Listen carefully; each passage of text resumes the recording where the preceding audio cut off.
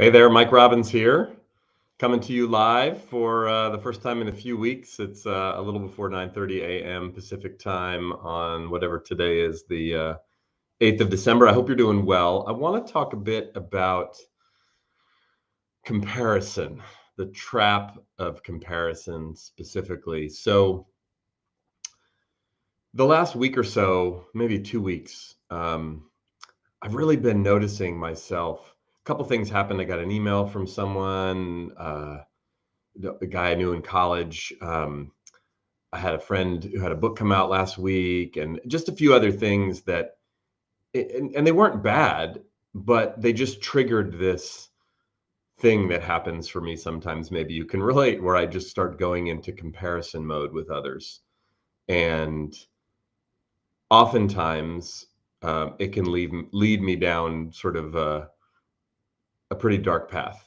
That voice in my head of like, oh, you're a loser, and they're better than you, and so those things can be, I think, normal. We compare ourselves to others. They can be problematic though, because they leave us feeling less than, leave us feeling, um, bad about ourselves, inferior. I mean, the reality of comparison though is kind of a double-edged sword. When we compare ourselves to others and think that we're better, it's kind of the different side of the same coin. It's a negative ego trap. And I've been thinking more about comparison. I did a podcast episode on this topic earlier this week. And look, I think comparing ourselves to other people is totally normal. We all do it, right? It's part of how we learn about ourselves. It's how we differentiate. We compare ourselves to our siblings and our friends and our parents and, growing up. And as we start to, oh, I'm not him, I'm not her, I'm different. And it's normal, it's natural, it's not inherently evil or terrible. I think at times it can be benign. Sometimes there are times it can even be positive. I've noticed over the years, comparing myself to people, if I don't get caught down that sort of negative path of self-loathing and self-criticism, or on the flip side, sort of arrogance, and but use it as a way to motivate me, it can often be like, wow, I meet someone, or I know someone, or I see someone who I'm really inspired by, or they're doing something great, or they're having some great success, or they're acting a certain way with their children or their spouse or their friends, or whatever. It's like, oh, I want to be more like that. That person's loving and joyful and healthy and happy and successful, or whatever. So it can be that positive motivation of, maybe I can be more of myself in that regard. But most often, I think it triggers some real negative patterns for us. I know it does for me. I think it was Theodore Roosevelt who often gets credited with the quote that comparison is the death of joy. Because what'll happen is, we might have something that we think is great, or that we're really proud of about ourselves, or some accomplishment or some experience, and then we compare it to others, and it's like, oh, my friend Mark Scherenbrock, who's a great author and speaker, has a whole story that he tells, and kind of one of the foundations of his work is about counting crayons. And he tells a great story from when he was a kid, and he got to school, and he had his crayons, and he was so excited to color, and his basic box of Crayolas, 5 colors, and he's ready to go. And then the little girl sitting next to him had some super duper amazing box of crayons, and all of a sudden he wasn't excited to color anymore. And he tells it much more eloquently than I do. You should Google him and check him out, Mark Scherenbrock.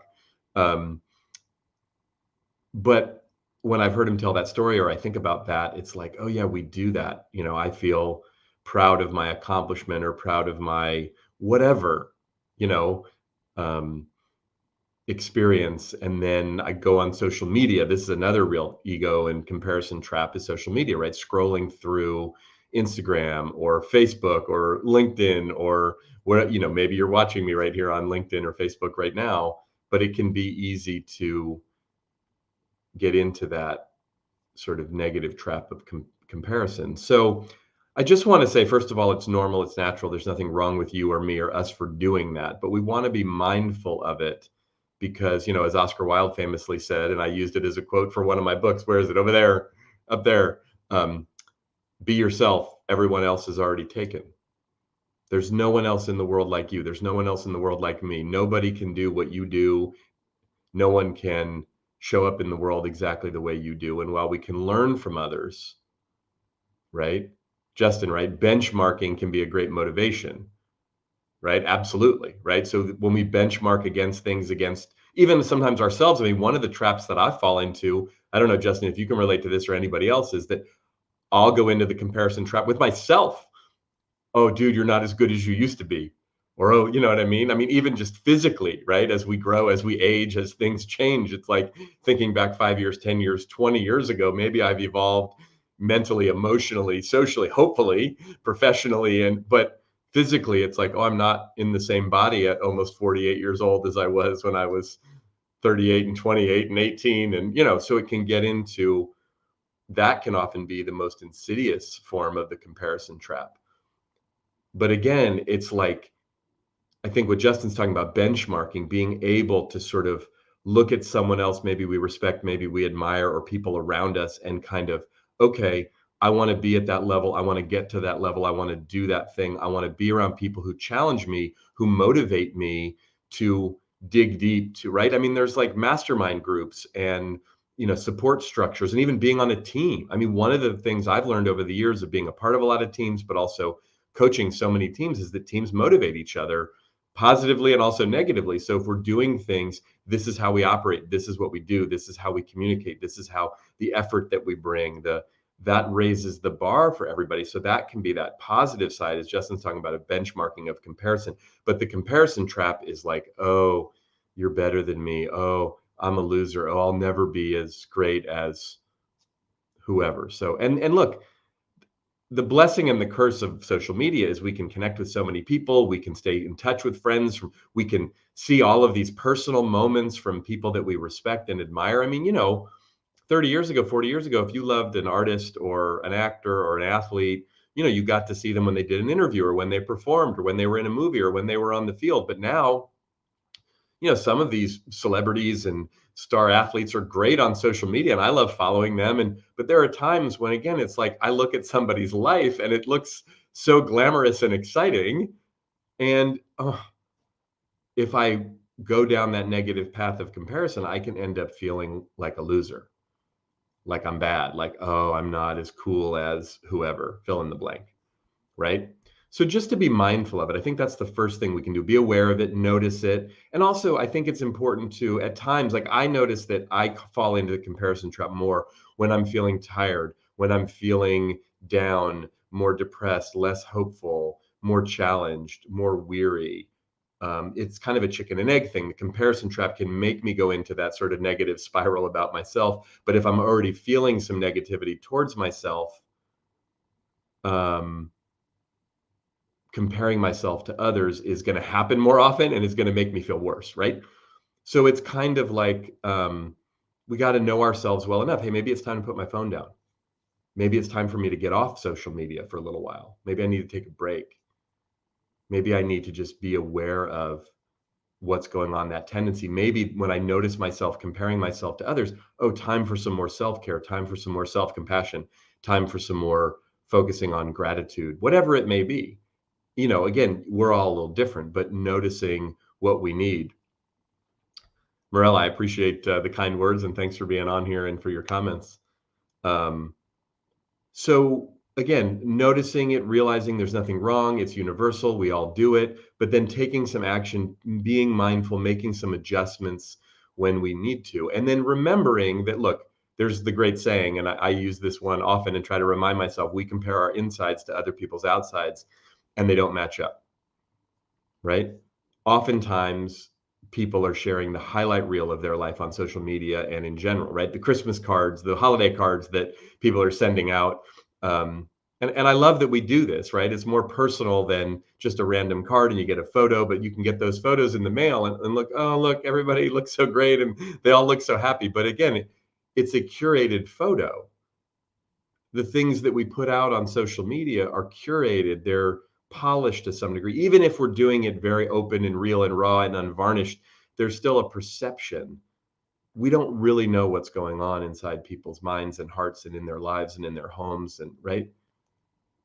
And look, everybody's struggling to some degree these days, some of us more than others. I don't think any of us are playing with a full deck, There's a lot of mess around. I mean, life is messy during normal times. This is far from normal times still, and we've all been through a lot. So, have some compassion for yourself and remember that our perception of other people is often skewed one way or the other. And really, our job is to love and appreciate and validate and be grateful for ourselves. That's our job to do. We don't see other people as they are, we see them as we are. So when I'm in a really negative, self-critical place, I see the whole world often as competition and or reminders of where I'm falling short, where I'm not good enough. That's not about other people. I mean, if someone's being overtly obnoxious or arrogant or rude in that way, which is very rare, okay, maybe I need to disengage from that individual or that situation. But for the most part, when the world looks that way to me, or when I find myself comparing myself to others, it's really not about them. It's about me. And the more I can make peace with myself, the less I'm likely to go down that negative path of comparison. Go back to maybe what Justin talked about in terms of that healthy benchmarking, challenging ourselves in comparison to others. But really, ultimately, it's that notion of kind of stay in our own lane and focus on ourselves, not in a selfish way, not unaware of the people around us, but our success, our fulfillment, our health, our well-being is really up to us. And then, of course, leaning on and being in relationship with the people around us.